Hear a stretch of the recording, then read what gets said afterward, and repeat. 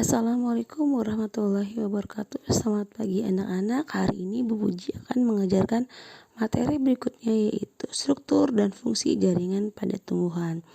Semoga kalian bisa menyimak dengan baik.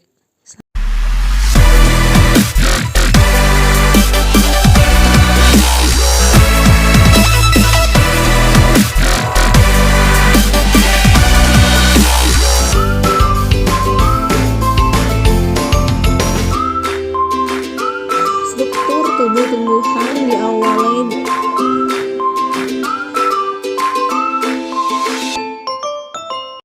kebun raya dapat kita temui pohon-pohon besar dan tingginya sampai puluhan meter. Tahukah kamu bagaimana cara air dan nutrisi dapat sampai ke bagian atas pohon tersebut? Dalam bab ini akan kita pelajari mengenai struktur tumbuhan dan sistem transportasi yang ada di dalamnya. Akar. Fungsi akar yaitu satu, untuk menambah dan memperkokoh berdirinya tumbuhan. Yang kedua, menyerap air dan garam mineral. Yang ketiga, tempat menyimpannya cadangan makanan. Keempat, bernapas. Pada akar ada dua macam, yaitu akar tunggang dan akar serabut. Puji akan membahas satu persatu. Yang pertama, akar tunggang. Akar tunggang itu terdapat akar utama. Lalu di sekitar akar utama terdapat akar cabang. Ini terdapat pada tumbuhan dikotil seperti mangga, wortel, rambutan, ataupun pohon-pohon yang memiliki cabang. Yang kedua adalah akar serabut. Akar serabut tidak memiliki akar utama. Akar tumbuh dari pangkal batang dan bercabang membentuk struktur serabut. Contohnya tumbuhan monokotil, misalnya padi, jagung, dan rumput. Anatomi bagian akar yang terluar adalah epidermis. Epidermis terdiri atas satu sel yang tersusun rapat. Pada permukaan luar terdapat rambut akar untuk memperluas bidang penyerapan. Fungsinya untuk menyerap air dan garam mineral. Selanjutnya adalah korteks, terdiri atas sel-sel parenkim, dinding sel tipis, dan memiliki banyak ruang antisel untuk pertukaran gas, berfungsi untuk menyimpan cadangan makanan. Anatomi akar yang terdalam adalah bagian endodermis, terdiri dari lapis sel yang membatasi korteks dan silinder pusat. Dinding selnya mengalami penebalan lignin dan suberin, seperti struktur pita yang disebut pita Kaspari. Dinding sel endodermis tidak dapat ditembus air dan zat lain. Silinder pusat terletak di sebelah dalam endodermis. Terdapat berkas pengangkut dan jaringan-jaringan lain. Di lapisan terluar terdapat perisikkel atau perikambium, membentuk cabang akar. Floem terletak di sebelah luar silem. Pada akar monokotil, silem dan floem berselang-seling. Pada akar dikotil, silem berbentuk bintang dan berada di luar pusat akar. Pada akar monokotil terdapat empulur, pada dikotil tidak. Berikut ini gambar akar monokotil dan dikotil.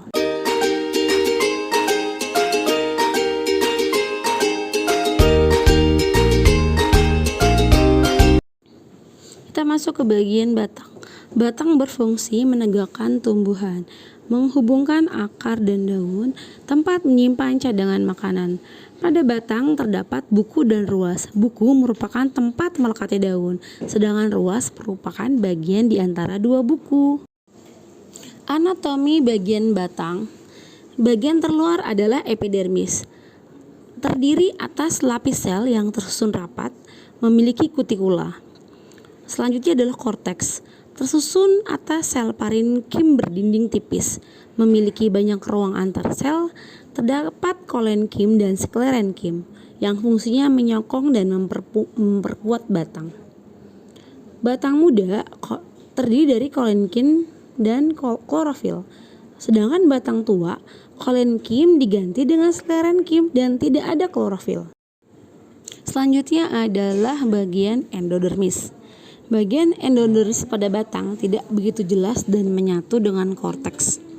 Selanjutnya adalah silinder pusat atau stel, terdiri di sebelah dalam korteks. Terdapat sel-sel parenkim dan berkas pengangkut dan silem dan floem. Silem fungsinya mengangkut air dan garam mineral dari akar ke daun. Sedangkan floem mengangkut zat makanan hasil fotosintesis dari daun ke seluruh tubuh. Pada batang dikotil, berkas pengangkut membentuk lingkaran silem di sebelah dalam floem.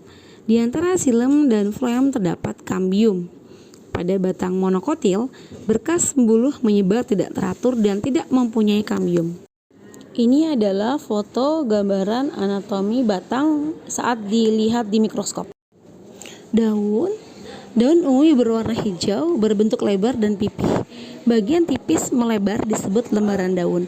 Pada lembaran daun terdapat tulang daun. Tulang daun dibagi menjadi dua macam, yaitu monokotil dan dikotil. Pada monokotil, tulang daunnya melengkung dan sejajar, sedangkan pada dikotil, bentuknya menyirip dan menjari. Anatomi daun bagian terluar adalah epidermis. Terdapat celah atau pori yang diapit oleh dua sel penjaga. Celah atau pori tersebut disebut stomata. Fungsinya yaitu untuk pertukaran gas. Selanjutnya adalah mesofil, terletak di antara epidermis atas dan epidermis bawah. Pada dikotil, mesofil berdiferensiasi menjadi jaringan tiang, disebut palisade, dan jaringan bunga karang, disebut juga spons. Pada monokotil, mesofil tidak berdiferensiasi dan bentuknya seragam, sehingga tidak dapat dibedakan antara jaringan palisade dan jaringan bunga karang. Berkas pengangkut pada daun terdapat di antara jaringan bunga karang, membentuk tulang daun. Pada dikotil, satu tulang daun bercabang. Pada monokotil, tulang daun sejajar dengan sumbu daun. Fungsi tulang daun untuk mengangkut air dan garam mineral dari tanah dan mengedarkan hasil fotosintesis dari daun ke seluruh tubuh tumbuhan. Anatomi daun bila dilihat pada mikroskop.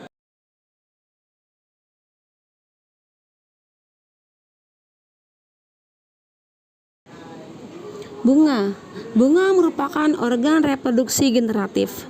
Struktur bunga terdiri atas kelopak, mahkota, benang sari, dan putik. Mahkota pada tumbuhan dikotil kelipatan 2, 4, 5, dan seterusnya. Sedangkan mahkota pada tumbuhan dikotil berjumlah kelipatan 3. Ini merupakan gambaran bunga lengkap, di mana terdapat kelopak bunga, mahkota bunga, putik, dan benang sari. Pada bunga lengkap memiliki seluruh bagian bunga. Bunga tidak lengkap tidak memiliki salah satu bunga, contohnya tidak ada benang sari atau tidak ada putik. Bunga telanjang itu tidak memiliki perhiasan bunga. Bunga betina tidak memiliki benang sari, berarti dia hanya memiliki putik saja. Bunga jantan tidak memiliki putik, berarti hanya memiliki benang sari saja. Kalau bunga hermafrodit itu tidak memiliki putik dan benang sari. Bagian-bagian bunga bisa kalian baca sendiri. Kadang bikin aku kesal, tiba-tiba aku melayang, menembus lapisan awan. Ku hempaskan semua sedihku, aku terbang ke atas bulan. Transportasi ekstravaskuler adalah pengangkutan tanpa melalui silem atau pembuluh kayu. Berjalan dari sel-sel secara horizontal dalam akar, pengangkutan terjadi dari bulu akar, lalu ke epidermis, lalu ke korteks, lalu ke endodermis, lalu ke silinder pusat, lalu ke silem. Pergerakan air dan garam mineral melalui ruang antar sel disebut apoplas. Pergerakan air dan garam mineral melalui sel-sel akar melalui submodesmata disebut simplas. Transportasi intravaskuler merupakan pengangkutan yang terjadi di silem. Pengangkutan intravaskuler terjadi setelah pengangkutan ekstravaskuler, dipengaruhi oleh beberapa faktor yakni tekanan akar, kapilaritas, dan daya hisap daun. Tekanan akar. Transportasi ekstravaskuler terjadi secara osmosis.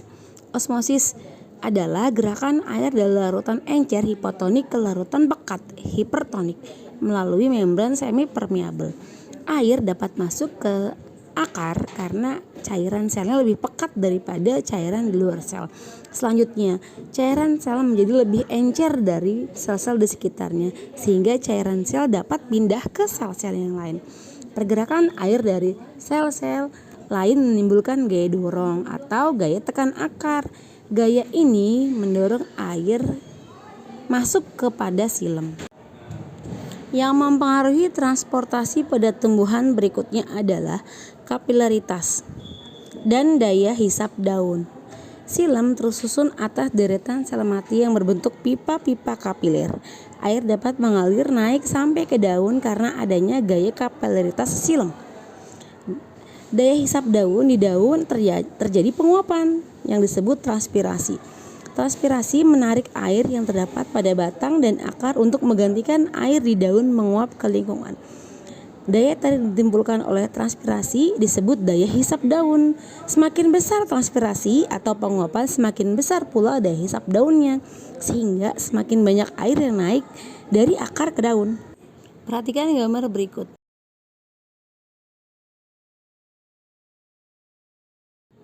Ternyata tumbuhan juga melakukan pernapasan. Proses bernapas meliputi 2 tahap pada tumbuhan, yaitu pertukaran gas dan respirasi sel. Pertukaran gas itu apa? Pertukaran gas itu adalah proses pengambilan oksigen dan mengeluarkan karbon dioksida melalui alat pernapasan. Selanjutnya respirasi sel. Respirasi sel adalah penguraian senyawa kompleks menjadi senyawa lebih sederhana dengan membebaskan energi. Di manakah terjadinya? Yang pertama di mitokondria. Senyawa kompleksnya bisa karbohidrat, lemak, dan protein. Energi yang dihasilkan dari respirasi itu digunakan untuk aktivitas metabolisme. Alat respirasi tumbuhan yang pertama adalah stomata. Stomata itu terdiri atas sel atau lubang yang dikelilingi oleh 2 sel penjaga. Terletaknya di permukaan daun dan merupakan tempat pertukaran gas pada tumbuhan. Sel penjaga pengatur membuka menutupnya stomata. Perhatikan gambar membuka dan menutupnya stomata berikut ini.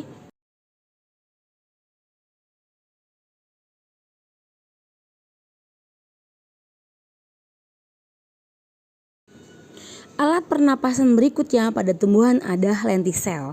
Pada dikotil terdapat kambium gabus yang menghasilkan parenkim gabus dan lapisan gabus. Lapisan gabus akan menggantikan epidermis. Lapisan gabus terdiri dari sel-sel mati yang berfungsi melindungi batang. Kambium gabus, parenkim gabus, lapisan gabus akan mengelupas. Pada saat mengelupas, dia akan muncul lubang-lubang di batang yang disebut lentisel. Lentisel memungkinkan sel-sel penyusun batang melakukan pertukaran gas dengan udara luar. Rambut akar selain berfungsi untuk menghisap air dan mineral, juga berfungsi mengambil oksigen dari tanah. Berikut ini adalah contoh akar napas pada pohon bakau. Pertukaran gas keseluruhan pada tumbuhan berlangsung secara difusi. Apa sih yang dimaksud dengan difusi? Difusi adalah perpindahan zat dari daerah berkonsentrasi tinggi ke daerah berkonsentrasi rendah. Oksigen masuk secara difusi melalui ruang sel, antar sel, dinding, membran sampai ke dalam sel. Transport oksigen dan karbon dioksida antara ruang antar sel dan lingkungan luar juga dengan difusi. Reaksi kimia dari respirasi adalah sebagai berikut.